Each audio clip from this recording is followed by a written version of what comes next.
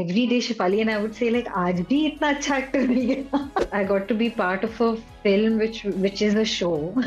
I do look at reviews as some kind of feedback. I've been feeling over the last 2 years more and more the need to be sort of part of something at its inception. You kind of vary of the fact that you've fallen too much in love with your character. And that's not maybe the best space for an actor. You've had an unbelievable year, a great year like all other years, but I think there have also been quite a few awards and accolades and stuff. There've been a string of them over the last couple of months. Just in terms of just being a creative force, just being an actor, how would you kind of look back at this year in terms of, say, enriching you and fulfilling you as a person?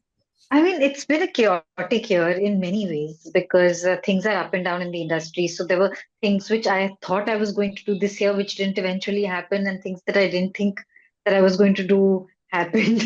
So it was a little bit of a mix of that, which I guess is the nature of the business, but is always something that I find a little hard to get used to, because one would like a sort of a control over how much time you have to prepare for something, but it never sort of ends up being like that. And I think that has been one of the things that I've found most challenging this year. And maybe I say that every year, actually, I don't know. And Lord Curzon Ki Haveli released this year, which was something that I Yeah. wasn't expecting at all.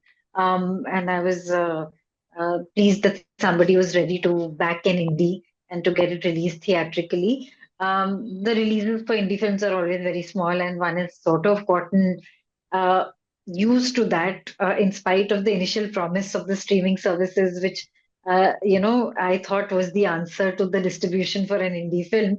It turns out that that was just the golden period, and that is, I think, behind us, unfortunately. But I was happy that somebody did that. I thought that was a very different part for me to experiment with, and I kind of had a blast doing it. While I was shooting it, I was so tired. I almost didn't want to go and shoot the film because I had back-to-back shoots and all of that, and I couldn't back out of it last minute. And I finally went to shoot for it, and I think that was an experience for me on how fatigue teaches you to uh, find your best creative self. Sometimes, not always. Yeah. So I was excited to sort of showcase that. So that was a winner for me this year. Uh, I was thrilled to get a Filmfare award. I think Filmfare is something that is, it's a childhood thing. Yeah. It's like something you value because you've sort of grown up watching it. And this was my first Filmfare, and I got it for Shekhar Home, which is not something I was expecting at all, Mm. because it's not one of the. It had a good audience, but not one of the more talked about shows in my Correct. Yeah. Yeah. filmography. Mm. Um, so that was another very pleasant uh, surprise. I was very happy to watch Delhi Crime 3 and to see how it had been received. And I think I'm very proud of the female ensemble that show is this season, Mm. and it's got women with different shades, and there's actors doing female actors doing different things. And that was just so exciting for me to watch. I had experienced that while shooting. I remember Shifali and I used to have this conversation every day on set. Especially when we were shooting the interrogation scenes, because those were back to back with different actors. Mm. And many of them we hadn't met before, I hadn't shot with before. We had read their tracks in the script, of course. But every day, Shifali and I would say, like, आज भी इतना अच्छा actor नहीं है. There was not one day that we had a mediocre actor. Forget, somebody who didn't know their work, but there was not one day that we had a mediocre actor. And it was just so nice to sort of watch that and to watch that female ensemble come together. Which speaks so much about the quality that you also have right now, right, in terms of talent across the board. Oh, yes, yes. And appreciation for that talent, and that's, Mm. I think Mukesh Chabra and his casting team have done a spectacular job. They actually do a spectacular job every season. In Yeah. season one, I had a track. Neeti Singh had a track which didn't eventually make it to the edit.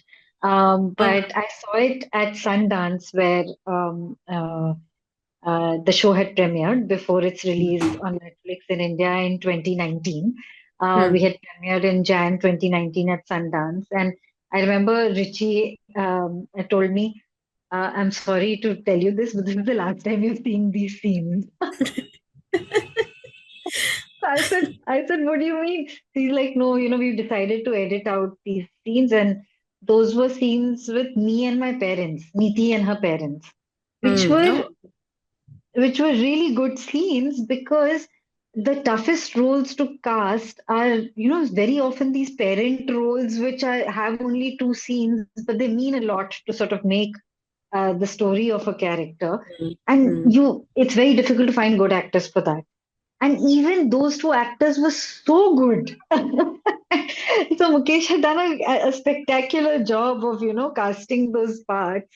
And yeah, I eventually didn't make it to the edit. I saw the reason of it later, of course, when I saw the show, but I was terribly disappointed initially. Yeah, but I was talking about that because of how every small role in Delhi crime is always so well cast. Right. Okay. Um, Also, apart from Lord Curzon Ki Haveri, was there anything that you got to do this year that you did for the first time, possibly? It could just be in terms of a role, in terms of a nuance of a role, in terms of a shade, in terms of a circumstance of the character, anything? Well, I mean, I got to be part of a film which is a show, so that's Yeah. happening for the first time. Yeah. Mirzapur, that's happening Yeah. for the first time in our country, and Mm, it's exciting to be a part of that. And So that was a novel experience, and I'm still filming for it actually. So it's like it's so strange. It's a team you know very well. It's a space you know very well, yet it feels very different every time you enter it. And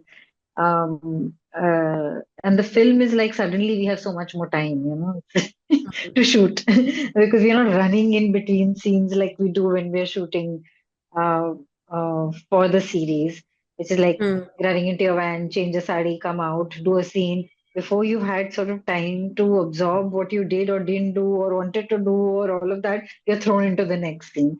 So in that sense, there was more breathing space.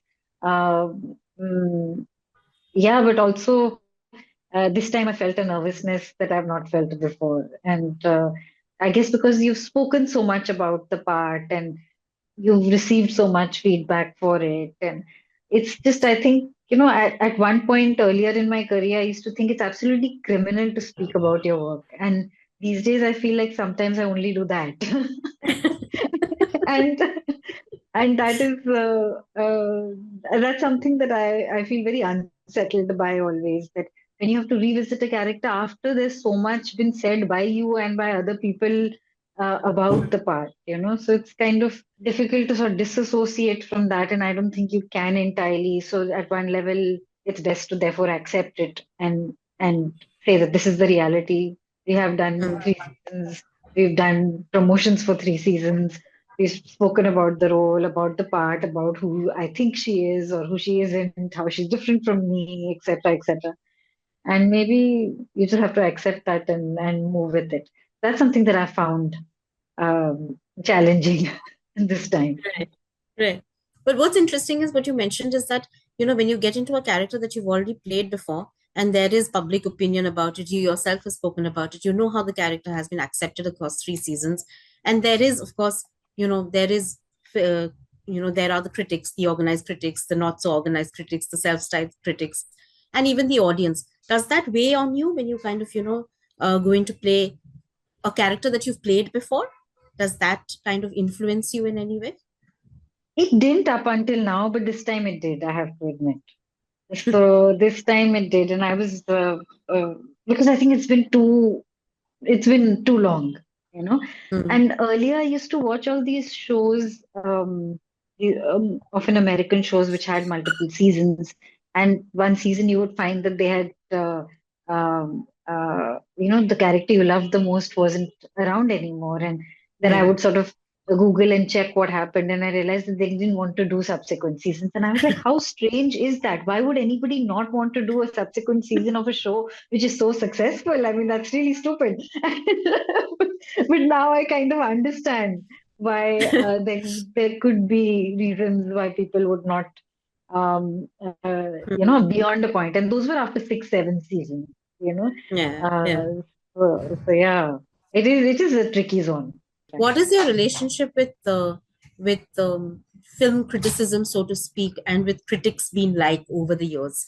Have have you always, you seem to be somebody who is always very accepting, wants to go, is open to all sorts of opinions, but does your work irrespective of that in the way that you feel best. But has that kind of evolved over the last couple of years in terms of the relationship that you share with, I won't say criticism, but in terms of opinions? Well, I've always had a lot of respect for film critics because I also went to film school, so you kind of um, uh, understand that this is a part of the ecosystem which cannot be denied. It is a part of filmmaking which should be around. So criticism is very important for anybody to sort of um, uh, examine their work and maybe possibly accept the feedback or not. So I've always had a lot of respect to that, and I've always sort of the first thing to do for me has been to look for the reviews from reviewers who I've had a lot of respect for, and to see what they've had to say about the work. um and largely, I guess I have a healthy relationship with it also because it's been favorable for me, mostly. And therefore, I feel like it's easy for me to say that, oh, I can take all the criticism because there hasn't been much which has been not favorable in terms of the quality of the work. Um, it is hard, though, to get feedback which from somebody you respect, which is not favorable.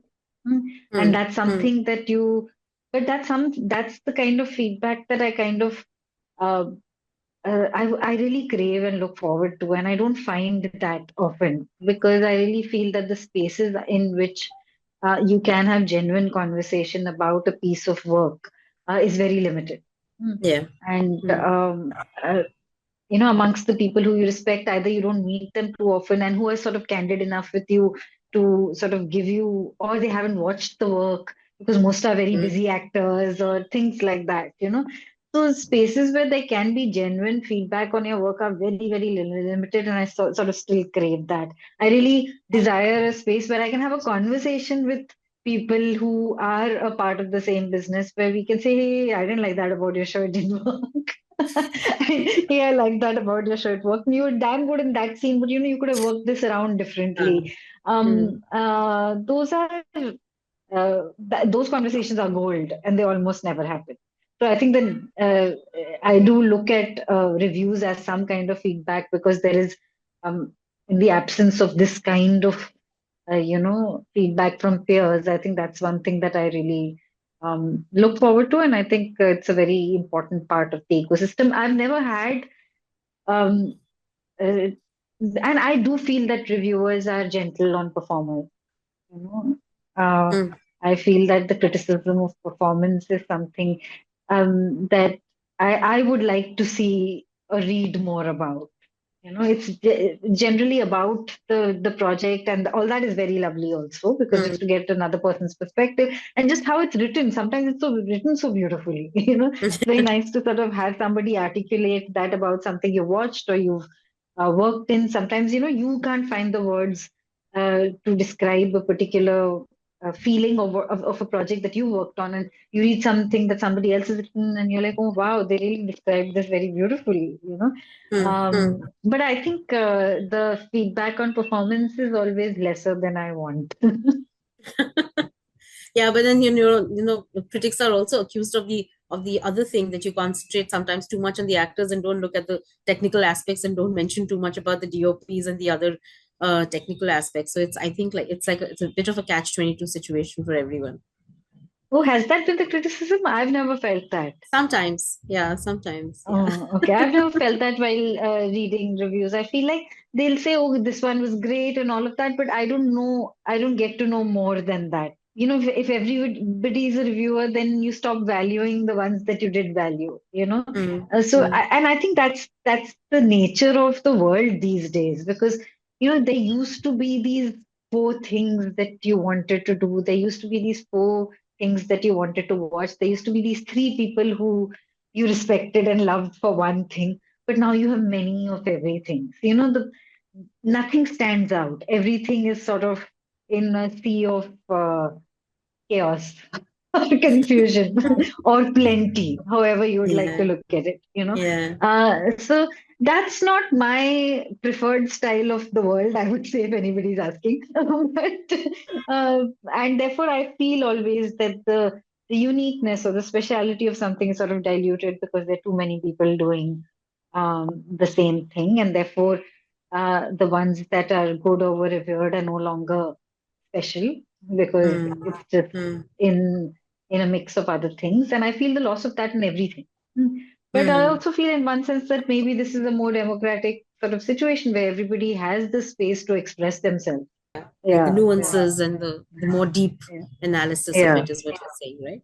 But yeah. do you kind of, actively seek out reviews when you want to watch something, or do you just go in because you want to really watch something? um I do sometimes when I'm very strapped for time, because then I want to know what I'm signing up for. I might not watch it because it got a bad review. In fact, I might watch it because it got a bad review. But depends on why I'm watching it. But at least I have a clearer picture of what I'm signing up for, because there's too much vying for your attention these days, and sometimes it's smarter to know whether this is something which is up your alley at that time or not. Um, but otherwise, mostly I like to watch things without having read the review. I like to read the review maybe afterward. Is there anything that you watched this year, and just specifically in terms of the acting, since you brought up the acting, that you really liked, that you would recommend? I Anything think that what came I out this year? really liked this year was Black Warrant. And I'm usually very drawn to shows which have women in the lead or have lots of women characters. Surprisingly, this was one This was that all had a men. lot of men, and I really liked the show for its filmmaking, for its performances. I thought both Zahan and Rahul Bhatt. Rahul Bhatt was Rahul Bhatt, Anurag. Anurag Yeah, Thakur, Anurag. who Yeah, plays he plays. Dahiya. He Mm. was also fantastic. I also love the music of the show. There's one song, Nasiba, which has been on my playlist for a while, and beautiful lyrics and very nice. But how would you kind of look back? We've spoken about how it's been for you this year, but how would you look back at how it's been for the Indian creative space, whether it's streaming, whether it's films? You've mentioned, of course, that things are. We all know things are in a state of flux. There's a bit of a chaos happening, which I think happens every year, but I think this year it's become a little bit more on the nose in that sense. But how do you kind of look at the situation that the industry is in right now, and in terms of streaming, which you said came in as a messiah and is not really that at this point of time? Well, very confusing times, I have to say. And I think it's been on for the last 1.5, 2 years. It's just that now it's gone on for a while that people are ready to talk about it. But I think there's a confusion on uh, what is getting made. And I think the people who have the ability to decide that are in a situation where uh, things are in a flux at that point. And unfortunately, I'm not privy to why a show gets greenlit or it doesn't. For me, the information that I receive is all hearsay, actually. And Mm. I'm sometimes surprised by how little information we have around, which is reliable. Yeah. Um, but you can only pick up on these few things that you get to know, that you know that a show was just going to start filming, and then it stopped because sometimes people say the scripts weren't approved, the budgets were too high, the timelines didn't work. You don't really, and maybe it's a mix of all these things. So nobody really knows what's happening. But I think there's confusion on what is working and what is not working and what should be made. Because I do feel that projects are getting greenlit and then taken back, and or some redesigning is happening within them, so the basic nature of the story is kind of changed. And so all of that is happening. So I can't really put a finger on why um, uh, or when we'll sort of overcome this situation. but a lot of it has been happening, is what I can say, which is something that I'm privy to. Um, Mm, yeah, sometimes people say the funds are not there, it's all drying up, and sometimes people are like, because there's so many mergers, there's confusion on what the intent of a certain platform is. Um, so yeah, all of that. I think all of that has been happening in the last 1.5 years. I've been lucky that I had subsequent seasons planned, and yeah. therefore they got greenlit and they continued to shoot, which was nice. Um, but there have been changes on all those fronts also. Like Delhi Crime was a very different show in season one. It's Mm, changed over the mm. last three seasons, and it's become a different kind of a show. So. Uh, all that has also happened. Subsequent seasons sort of change the intent of the show, which is fair enough. You have to serve your audience uh, according to your information on them. But are you somebody who kind of, I wouldn't say like a blueprint or a bucket list or whatever, those are the general words to use, but are you somebody who kind of makes a list of, say, where you want to be in the next couple of years? I know it's not possible because of all the everything else that, you know, I was just reading an interview where it said that the actor is possibly the person who is dependent on everyone else on set, right? You just can't act in isolation. You're dependent on everyone. But is there anything that you possibly thought of that you've been able to tick off, say, in the last couple of years? One big milestone, anything? That I've been able to tick off, no. You've not I been able don't to tick off. not Okay. been able to take off.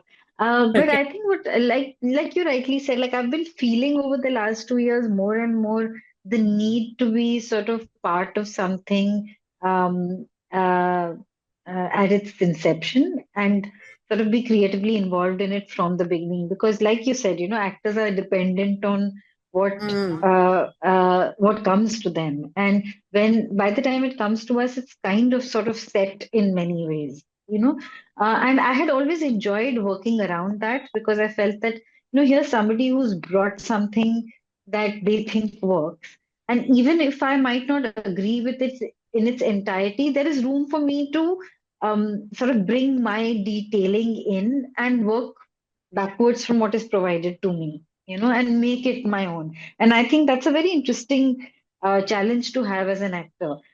Even with any given line, you get on set, it's written by a writer who thought this line works in that given moment. Huh? And on a first glance, you might feel like it doesn't work. This is said in a way which is strange because it's not you. But yeah. I think it's great fun and it's a very interesting creative process to not follow your first instinct to change it to something which you like, but to really keep it how it is and to make it work from there, because then you bring to it, you sort of push yourself to do something which is not your default. Mm, And I've always sort of enjoyed doing that, but I think I crave more now, and I feel like if I could be sort of uh, involved in a project creatively from its inception, then that would be a really fun thing to do. And when I say that, I don't know what I exactly mean because it could be from the point of view of just sort of being in a writer's room or producing something which I think is a story worth telling. Direction though is an act of God, which I I don't think I can sign up for so quickly. I don't feel confident about that. But yeah, definitely there's a desire to be involved in creatively from the beginning and not because I think I've done enough of that. But I've got a script where I've made it my own, and that's been a very interesting exercise, like I described. But mm. now I want more than that. Right. But then I have most of the projects that you've been a part of, especially the last couple of years, have they been like collaborative in that sense? I mean, the writers and directors that you work with, are they open to suggestions mostly from actors? Definitely, they've been very open to suggestions, but you can't change the structure of something, right? By the time it's Right. come Yeah. to you as a script, it's mostly about scripts. You can say, "Oh, I don't think this works quite this way, but let's find a way around it." Or maybe let's Mm, not say this line because it kind of dilutes it. You always have space and room to do that because that's the nature of the work. I mean, it's not like any of them have said, "कि नहीं बिल्कुल भी नहीं." please keep quiet, we don't want to listen to you or anything like that. No, they've not been directors like that. It's been a collaborative space and a creative space, and mostly all of us are peers and we worked with each other for many years. So there's the comfort of being able Yeah. to say what you want to say, you know. But in terms of structurally, no. I mean, it's too late for any Hmm. changes like that. Hmm. And Hmm. sometimes I wished it to be differently, to be different. And that I know in the given setup is not possible. So yeah, that is something that I hope I'm able to do this year, Right. in the But you coming know, you year. may have, Sorry. I'm sure you have been asked this, but is there any character that you've played that has seemed, I mean, the idea always mostly is to play people who are different from you, right? To have all these varied experiences. But is there any character that you've played that has seemed very, very close to who you are and pretty uncomfortably in that sense? Has that ever happened? I think Neeti Singh is very, very close to who I am, but not uncomfortably at all. In fact, pretty joyously. I love, uh, I really like her. And sometimes you wonder if that's the best way to be because you kind of vary of the fact that you've fallen too much in love with your character. And that's not maybe the best space for an actor because um, you have to be able to maybe see a different side, while you're working on this. So I'm not sure if this is that my feeling this way about her has helped me as a performer or not. But it's definitely given me a lot of joy because I really feel like I've got to live a part of my life again, which is the time that I was in college, which had a Hmm. kind of uh, uh, very interesting idealism. And I don't know I don't think I retain much of that anymore because you've lived too much and worked too much and you get jaded along the way and you're like "ठीक है, chalo chalo." Let's just not be stuck to certain ideas, and that tends to happen. And Niti Singh sort of reminds me of a person who's really having trouble letting go of her idealism. Hmm. And that is very close to me. And uh, that I mean I empathize with her so much on that account that it's almost like it's almost there are times when I want to tell her that it's okay, just don't let go of it, it's fine. You can keep it. you know and and it always is nice to see that attachment to the work and that idealism shine through. And Hmm. I mean, for example, just the scene in season 3 uh, uh, where she has a desire to adopt a child, you know, Right. Hmm. and possibly as a consequence of working on this case, and Hmm. that's a connection that she's not making in her head, and that's Hmm. so me. Hmm. That it's almost laughable, because that's exactly how I would unknowingly get attached to something that I've worked on and have it influence my life in ways that I haven't understood at that time. It's only retrospectively that you sort of have a larger perspective on it and you move away from it and you're like, oh, maybe this is what caused this, you know. Hmm. Uh, Hmm. so yeah, I mean, I think she's the closest to me, but I kind of like living with her. It's not uncomfortable. Right. Okay. But what's your hope for yourself in 2026 as an actor, professionally, personally, and for the work that you do, the workspace that you are in as a whole? Oh, many. I think one is really, um, finding a way. This is something that I've struggled with for a very long time, and there are no answers to this question. And these are the times that like. I really crave. I had somebody in my family who was in this business, so that I could get some more insight into this from somebody very close to me, because and it's really how to sort of keep yourself creatively alive when when you're not working, and I think that is very, very important. Because and I struggle with that a lot. For me, I think my default is to be occupied in some way, which is for many people, they enjoy sort of the Mm. busyness of things, and I am like that. And therefore, I will find something to occupy the time in between. And I just want to make sure that what I find is something which is keeping me creatively alive. And that is some because you can give me a drawer to clean and I'll take the entire day to do it. And I'll be very busy doing it. It will not be something that I will feel like I have too much time to do. No. I mean, I will find something about it which needs attention and Okay. I'll, I'll get it done. So I just want to make sure that it's that that I'm able to find things which keep me creatively thriving in the time in between um, Mm. uh, uh, two pieces of work. I really, really want to be challenged by something that I'm doing this year in terms of performance, you know. And I don't know if that's a physical challenge. I don't know if that's um, uh, uh, it's a little bit of both, but just something really challenging in terms of performance. I really am craving and dying to do comedy. And I think that will Wow. be a very Yeah. interesting challenge to take on. And I hope that happens this year. Um, uh, yeah, those two things I think are top of mind. And the third, as I'd already mentioned, is that I want to be creatively involved in something from its initiation because I think what I'm really craving is to understand the story as a whole and how I can contribute to that rather than um, the detailing of things which I feel I've had enough practice on. And that's still something I totally enjoy doing.